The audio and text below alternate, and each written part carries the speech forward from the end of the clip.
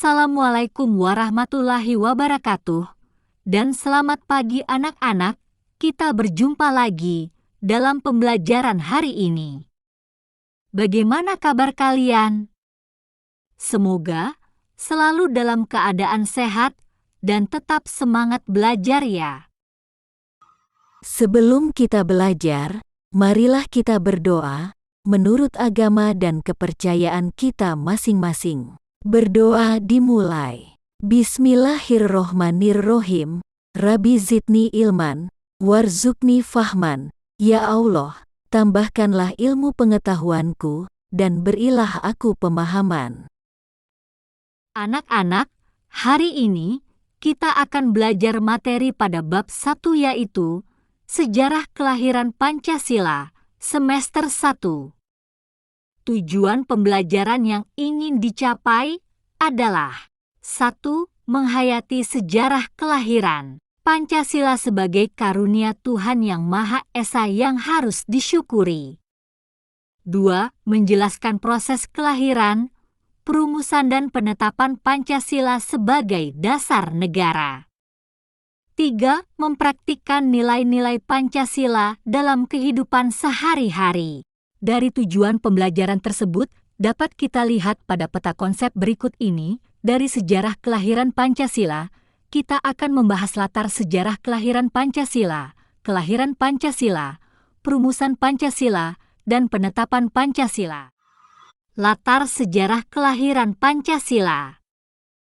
Pancasila digali dari bumi Indonesia. Nilai-nilai Pancasila sudah menjadi bagian dari masyarakat Indonesia sejak dulu, yaitu masa sejarah awal, zaman kerajaan Nusantara, zaman penjajahan, zaman kebangkitan nasional.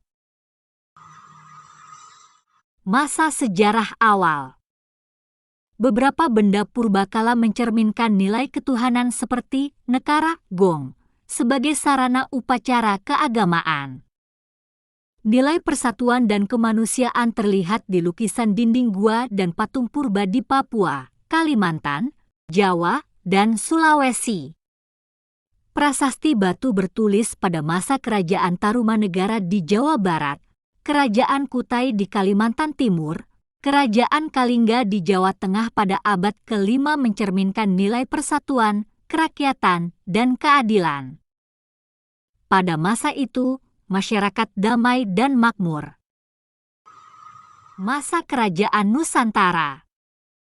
Pada akhir abad ke-7, muncullah Kerajaan Besar Sriwijaya di Sumatera dan Kerajaan Wangsa Sanjaya dan Syailendra di Jawa. Kedua kerajaan itu membangun Candi Borobudur untuk umat Buddha dan Candi Prambanan untuk umat Hindu.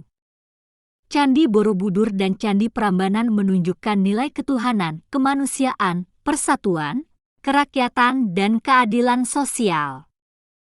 Lahirnya Kerajaan Majapahit yang luas wilayahnya sampai ke Brunei, Singapura, Malaysia, Thailand, Filipina, Kamboja, dan selatan Vietnam.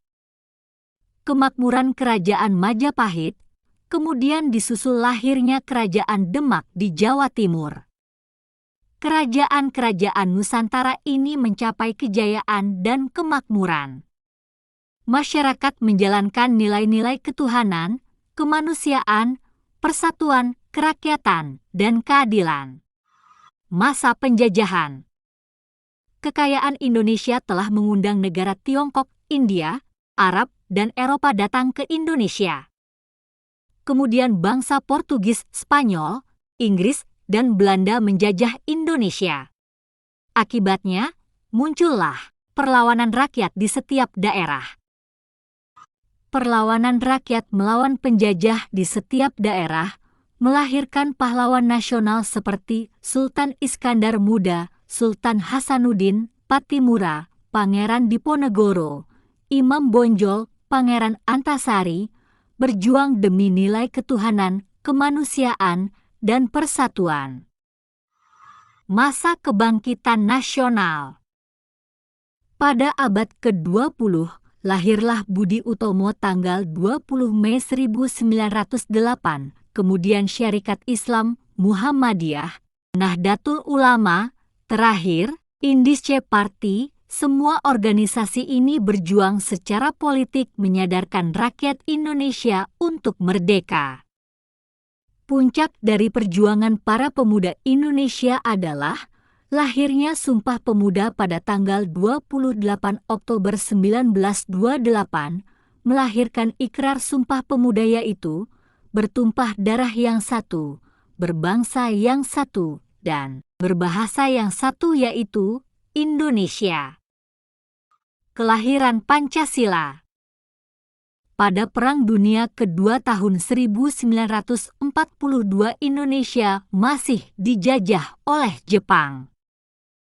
Pada Perang Dunia tersebut, Jepang melawan Amerika dan sekutunya. Akhir tahun 1944 Jepang sudah mulai lemah dan mulai meminta dukungan dari rakyat Indonesia. Merancang dasar negara. Jepang membentuk BPUPKI tanggal 29 April 1945, diketuai oleh Dr. Rajiman Weddiodiningrat. Sidang pertama BPUPKI berlangsung tanggal 29 Mei 1945 sampai 1 Juni 1945, merancang dasar negara. Hari lahir Pancasila. Hari terakhir sidang pertama BPUPKI, Soekarno mengusulkan nama Pancasila sebagai dasar negara kita. Panca berarti 5, sila berarti asas atau dasar. Seluruh peserta sidang menyetujuinya. 1 Juni 1945 adalah hari lahir Pancasila. Perumusan Pancasila. Kemudian dibentuklah Panitia 9 untuk merumuskan dasar negara kita, beranggotakan 9 orang, diketuai oleh Soekarno, dan Muhammad Hatta sebagai wakilnya. Panitia 9 bertugas merumuskan kata-kata dalam sila-sila Pancasila. Setelah melalui diskusi, tanggal 22 Juni 1945, Panitia 9 mencapai kesepakatan yaitu rumusan sila-sila Pancasila yang selanjutnya akan dimasukkan ke dalam naskah Mukadimah atau pembukaan dasar tertulis, disebut Piagam Jakarta atau Jakarta Charter. Rumusan Pancasila dalam Piagam Jakarta adalah ketuhanan dengan kewajiban menjalankan syariat Islam bagi pemeluknya, kemanusiaan yang adil dan beradab, persatuan Indonesia, kerakyatan yang dipimpin oleh hikmat kebijaksanaan dalam permusyawaratan perwakilan, keadilan sosial bagi seluruh rakyat Indonesia. Akhirnya, rancangan dasar negara Indonesia berhasil diselesaikan di rumah Soekarno di Jakarta.